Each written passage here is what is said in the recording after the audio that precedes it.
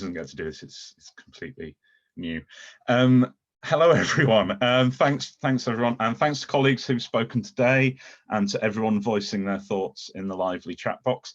It's very refreshing to be at a conference where delegates can talk during presentations and where this isn't rude. It's been lovely, but I must confess I'm missing the biscuits. Now, my name is Ian Greaves, and I worked with John Wyver as a consultant on this week's documentary Drama Out of Crisis, which has been mentioned several times. I'm trying to find the benefits of virtual conferencing today, which is all new to me.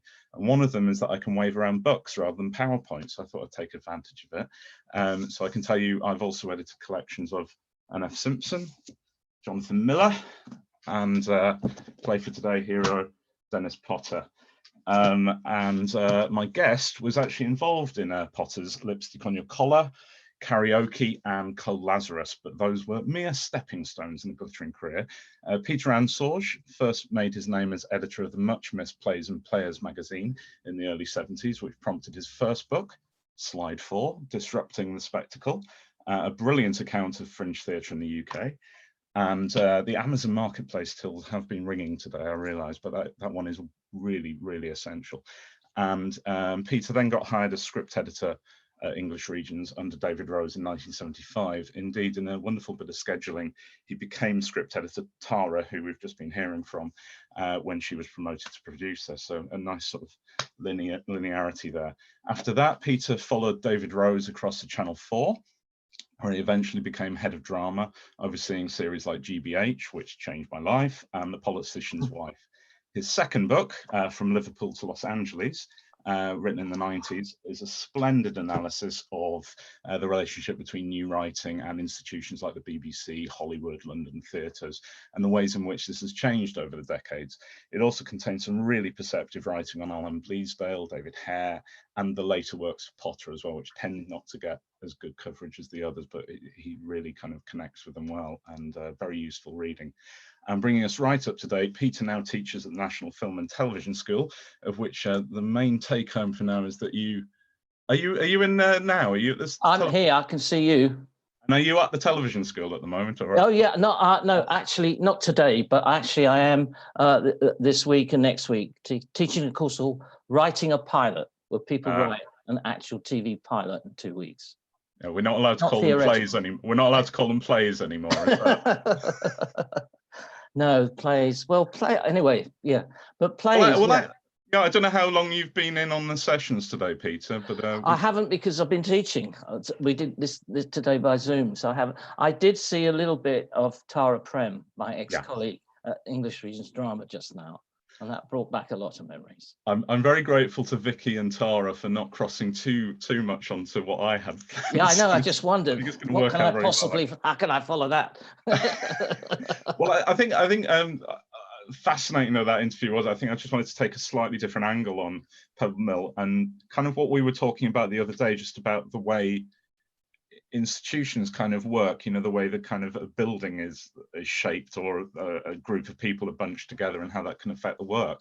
And I think we were talking, weren't we, about the difference between drama in London and drama in Birmingham. Do you want to talk about that a bit? Yeah, absolutely. It was a self-contained unit run by a man called David Rose, who had actually produced the BBC's most famous and probably best police show up to then, called Z-Cars, which was very innovative because it was not Dixon or Dock Green.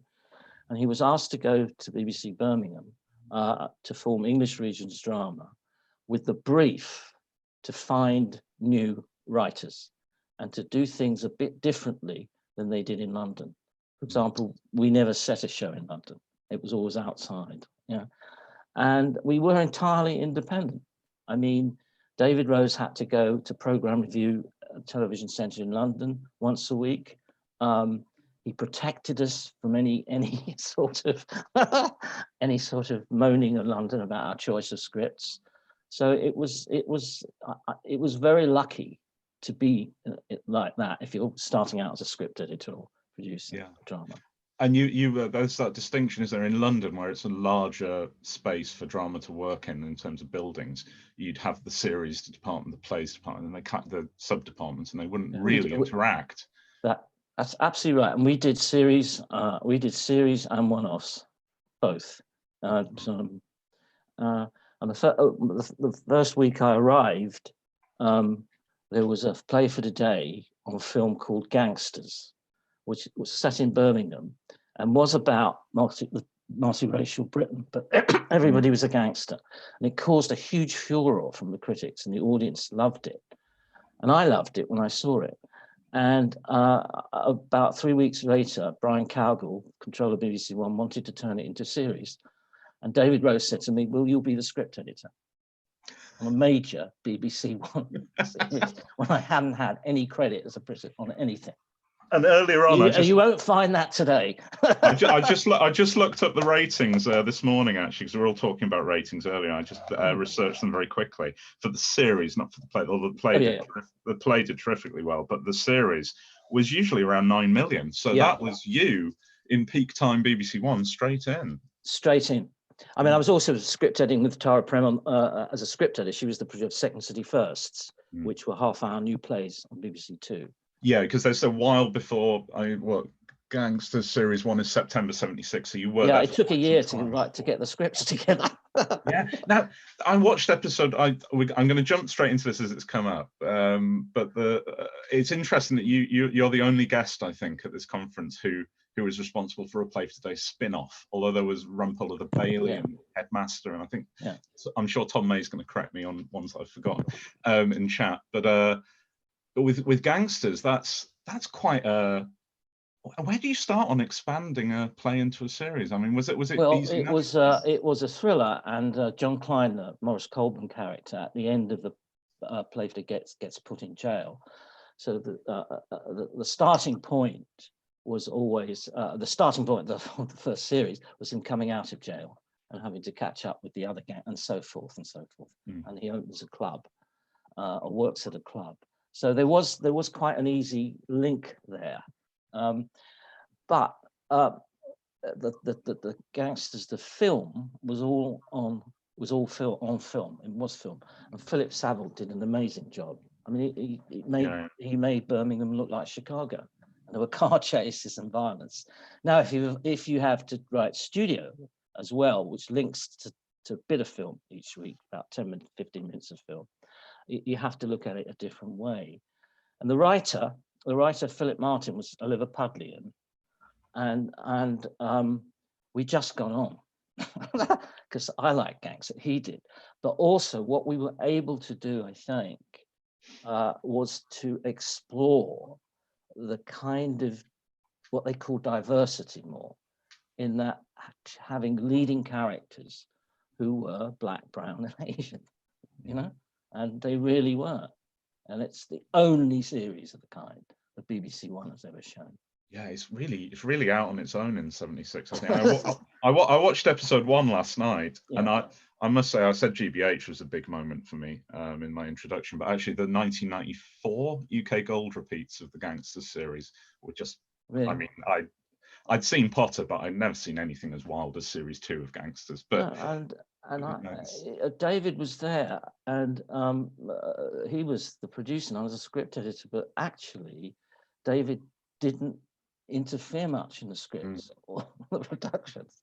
So, and we had Alistair Reid, who came to direct the series because he was a series person, and Philip would only do it if it was all on film, and he didn't really. What Alistair added to it was a kind of humour, which was in the Gangsters film, but not in the same way. And I remember one note I gave to Philip at the beginning, that he has to find a way where all the different gangsters get together at some point each. They have conferences.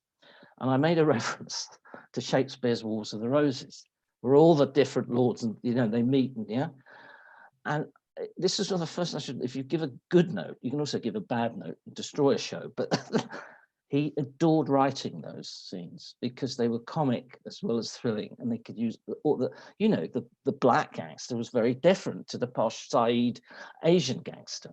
And he really brought to that, and Alistair just responded wonderfully to that. Yeah, and to that in the first episode when Kuldeep draws a knife at that meeting, all of the bodyguards that's right. And it's very Shakespearean. Yeah, you're right.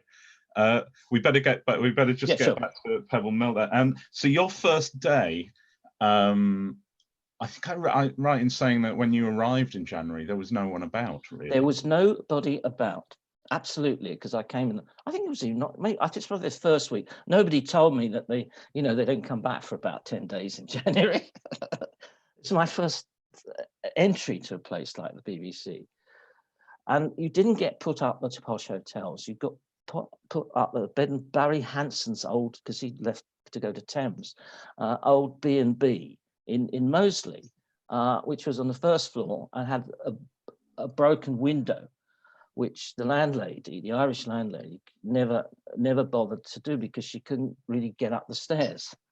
And Barry actually had thrown an empty bottle of wine out the window about 6 months before. So it wasn't like you were, yeah. But at the end of the first day, when I sat there, didn't know what to do. There came a knock on the door, and Mike Lee entered. Now I knew who Mike was, of course. I'd never met him before. So we went, that whole week was spent really in the Ladypool Road in an Indian restaurant where Mike told me about his, he hadn't made that many films then, about his ambitions, his influences. And when Mike talks, he never stops talking. And that was my first week. And he'd come to do a Second City First in the studio, and he'd never done a studio. And that's multi-camera in it and anything. Yeah. Yeah. That's the Permissive Society, which was the Permissive Society. Now he used to have this habit of kind of weird old working titles, didn't he? So I think that one was called The Clockwork Chipmunk at the time. He wouldn't reveal the real title until the last minute. Yeah. And I think you tell the story that it was only when Screen International accidentally reported that he'd made 2 films in 1990 that he changed it to Untitled every time. That's right, exactly. So they couldn't be confused. But yeah, so he's well on the way with Permissive Society, but I mean, pretty soon he's doing Nuts in May. And although this wasn't, I don't think you put this one forward with him, but you. No, what happened there was some knowledge of it. He was hoping to do, because everybody really, there's a slight controversy that we had. I think it was 4 or 5 plays for today. Originally it was 3, but 3 of them were on film. They were films, and 2 of them were studio plays, and everybody wanted to do the films because this was the time of the play for today's and film were really taking off, and so Nuts in May was pretty successful. It was a strong piece of work. David Rose was responsible, who did the plays for today, and Mike went up to him, and David said to him, "Look, I want you to do a play for today, but the only stipulation, because he came from Dorset, it should be set in Dorset, and maybe there's some humour in it." And this was Purbeck, wasn't it? And that became Nuts in May. Mike used 2 characters he'd done a little theatre play about, Candice Marie and what's his name, and he went out, and of course he devises the plays. It's not true they're not written down, but through a period of rehearsal, he devises a play, which is then written, and that play is what is produced, but it is devised. And what surprised me was it was, from what I understand, it was rehearsed entirely on location at great length. Totally. Which is very unusual at the time, I would have thought. Well, we always had, for the films, Mike needs rehearsal. That's what he created his play, so they actually did it on location. But it's very important, because of the way studio plays were set up, you needed to rehearse the actors because of the technical problems when you came to do it in the studio. So they've had to rehearse them where they are. So rehearsal was a feature of television drama then, which it no longer is. And the thing about rehearsal, if you use it well, it saves you time, actually. And they cut rehearsal time because they think it will save the budget and put it there. It was very, very important. Yeah, it's a neglected. And to just bugger off to Dorset to do the rehearsals was quite useful as well, wasn't it? It wouldn't have cost that lot with the actors and stuff. Yeah. But also to protect your work, I think. Absolutely. It would be helpful too. Yeah. Because this is a writer-director model, which again is quite unusual at the time. Yeah, totally unusual. There was Les Blair. I think Mike was the only one who really devised plays in that one. And of course, it did cost more because you had to pay for a long rehearsal time as opposed to a week or 2 weeks, and to commit to something that you didn't know how it'll turn out, because there wasn't a finished script to the end. And am I right in saying there was the editing was quite protracted on Nuts and May as well? Mike, he had a 90-minute slot, was in itself quite unusual. Play for days. They were usually 60 minutes or 75. I think it was 75, but it grew to 90. But he came in with about a 5-hour show. And I had just started as a script editor, and Peter James was a new script editor of the two of us. And there was David, and that was it. And Mike, who is underneath that a very generous person, said, look, come and join in, see it, because we've got to cut it, he said. And it had to lose about, I think, an hour or an hour, 15 minutes of film. And that day, it was done in a Steenbeck 60mm camera. Literally, you literally cut the film with the editor, and it took a while. And Mike would play it. Then I saw how David responded to the director and how to get changes across, which means you have to be pretty honest, but you have to be supportive and not say this doesn't work or that doesn't work. And Mike is not difficult, but you couldn't say anything stupid. If you said anything stupid in his editing room, that's for you. Never go there again. That's where I learned, and this is film editing. That's what actually I learned the first time our film is edited, and have some contributions. And it was kind of like a sort of reverse engineer script edit role as well to an extent. Definitely. It was invaluable. I should just say, just for the audience, I was digging into this longer version because I'd seen mention of it before. It was shown at the BFI in 1993. Oh, I didn't know that. I think Mike Lee's cutting copy, which at least has 40 extra minutes in it, including apparently an enormously long tent building. Yeah, the tent scene was that we had to work quite hard on that. And it's about in the final version, it's like 30 seconds, but apparently very long. That's right. But yeah, it's black and white. The BFI don't seem to have it. The BBC don't have it, so it's possible that Mike's got the only copy. So if there are any influential BFI people in the chat room, then please get onto that urgently, because I'd love to see it. And it's the anniversary next year, so we can, oh my God, maybe watch it all together somewhere. Right. So the script editor role. So, I mean, when I hear the phrase script editor, it just seems to mean different things in different decades and different contexts. What did it mean to you at that time? It's quite interesting then, because all the directors came, they'd all say, what does a script editor do, Peter? What do you do? And and that is a very, very interesting question. It was Sidney Newman, the Canadian, who founded Armchair Theatre and then became head of drama at the BBC and started Play for Today. And originally plays, John McGrath used to tell me that, the director was the producer and script editor. Sidney Newman came, and this thing he did in Canada with a script editor called Irene Schubeck, who eventually became a producer of Play for Today. And the role of producer, script editor, and director was separate for the first time. And when Sidney Newman went to the BBC, that's what he put in place. And really, it's the producer that works, that green lights. You could green light. You don't have to go to London then and green light it. If Tara wanted to do a show, she'd be allowed to. And you just have to get David, and that was it. It was then green lit, given certain budgetary things and stuff. But the producer would have a script editor who would not just be working on the particular show that he or she was making then, but we'll be looking for the next one and the next one for newer writers, newer ideas. So you would go out and find new writers and talk to them. Have they got an idea? And if they had an idea, you would go to Tara premises, first of all, David, on the BBC One Play for Today slots, and say, look, he's got an idea, and they'd say, well, let's have a meeting. And then if you had a big development budget, so we developed, and that was true at Channel 4 as well, many, many more scripts than we ever made. It was a generous development budget, and it would be the script edit in the first instance that would work on the idea and then read the first draft. And then the producer would come in and put their in. That's what it's still quite intangible. And would was probably a good thing, but Yes. but It's very different. Well, it's very would different it now also because be? yeah, Sorry, go on. when Yeah. I'm at the film school, I find there's been books written how to script edit, what to script it, books written telling you exactly what to do, and there are hundreds of them now that work Wow. in teams. There were none at And the time, though. None in there were no 1975. teams in that day. No. You invented it, then that's fine. But was a lot of your time spent trying to get new writers to understand the ways of television and the ways of television writing? Was that a hurdle for them often? That's a very.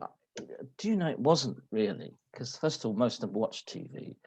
Yeah. They may not have known. I mean, when I started, I have to commit this, I didn't realize the actual difference between film and video productions, although I'd watched a lot.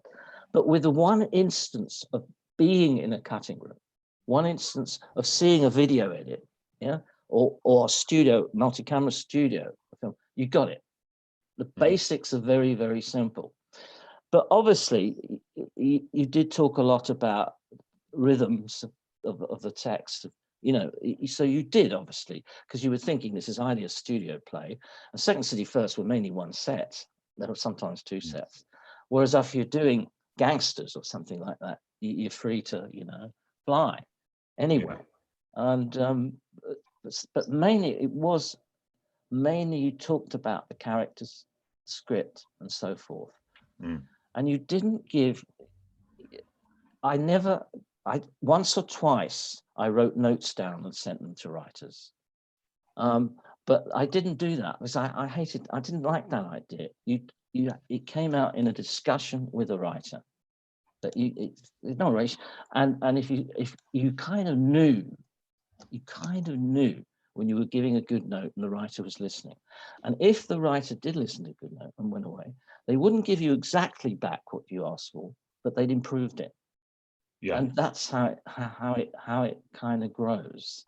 You don't come in with a load of notes and say, page one, change this. That does happen now. Yeah. I've got to ask you. We've got to keep an eye on the time. Absolutely, sorry. I'm very sorry. I don't want to crash into the next lot. Yeah. Zoom is a long day on a Yeah, you don't have to tell me that. Licking Hitler, I suppose, because you were talking about getting the hang of it. I thought it was interesting. David Hare in the Telegraph just the other day talking again about what shadowed Mike Leigh on a day's filming on Kiss of Death, and went round his apartment in the evening and got a night class for 3 hours, and that was it. He could direct all of a sudden. That's right. And the script, right? I knew David. We were at Cambridge together, but I mean, he sent me looking at it. Oh, this is going to be the anti-war thing. And I read it in the morning, and I was really impressed with the script. And I took it to David because it was obviously the play for today. And he was in the office, the doors, and in the afternoon, I heard him laughing. And I knew he was reading Licking Hitler.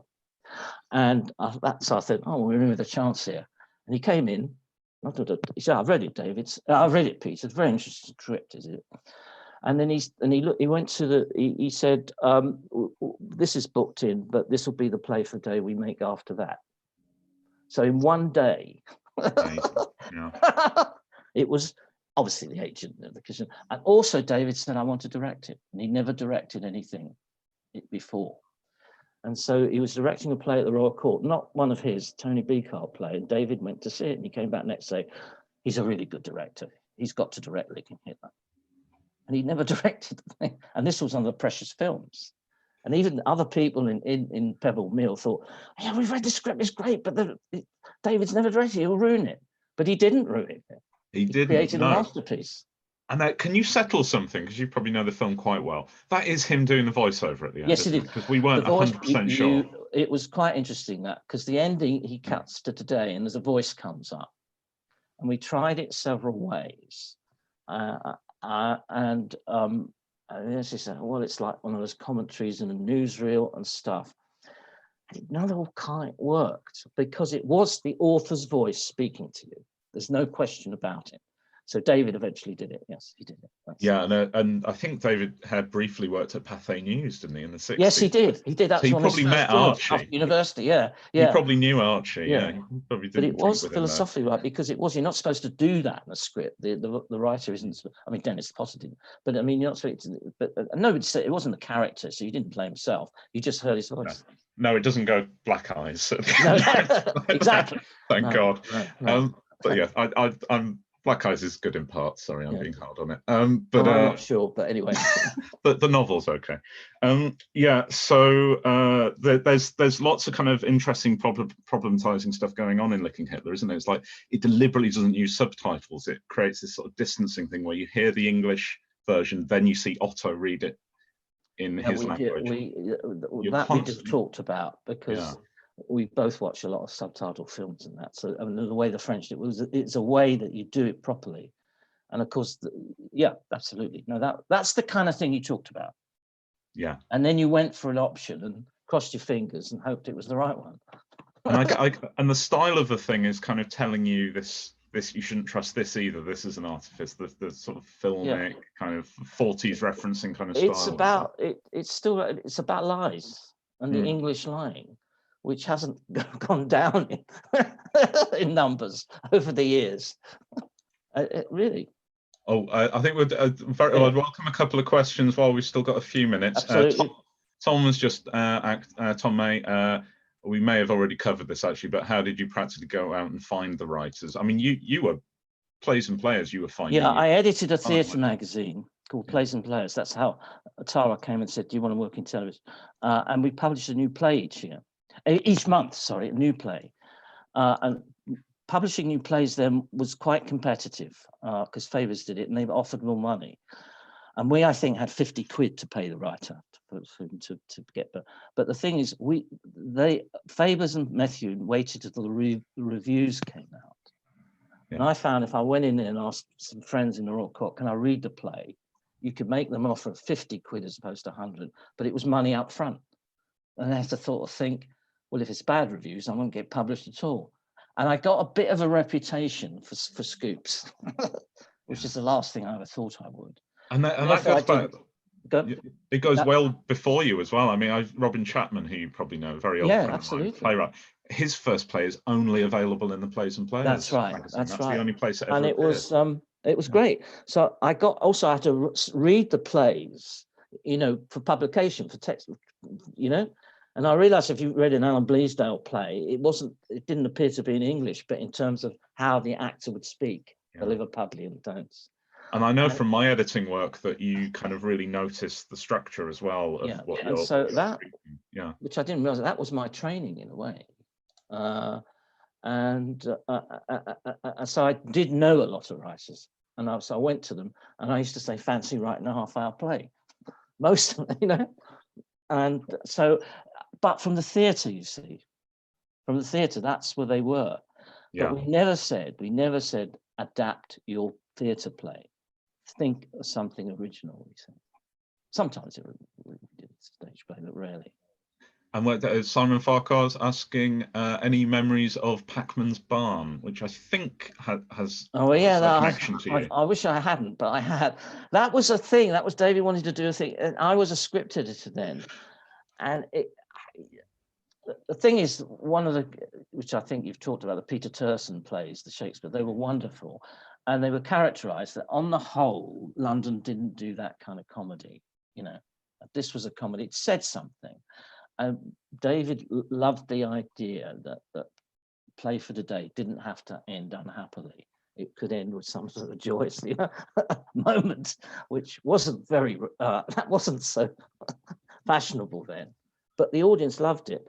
And Packman's Barn was one of those. But it didn't quite deliver. It was a bit grim. I shouldn't say this, the writer might be saying. I have no idea who's watching. This is it's on television. It's brilliant. So I better stop. It didn't quite work. It was interesting to work on, but you kind of learned that you have to get it right. You can't just put a happy ending in the end. I mean, it's obvious, really. It has to be there in the end has to follow from the whole narrative. Simon Farquhar's just said that the writer won't be watching. He's in prison. I don't know if that's true. I don't know if that's true. But we've just hit know more than 4. I do. We've just hit 4:30. So I better maybe it stop wasn't. there. Maybe it should have been an upbeat in it, and it wasn't. Maybe that was the problem. I suppose I should. I probably tried to tell the writer that, but I don't think. No, I think you'll have to write to him. Simon's very confident that's true. Okay. Thanks very much. Yes. Over to Lily. Okay. Thanks. Bye.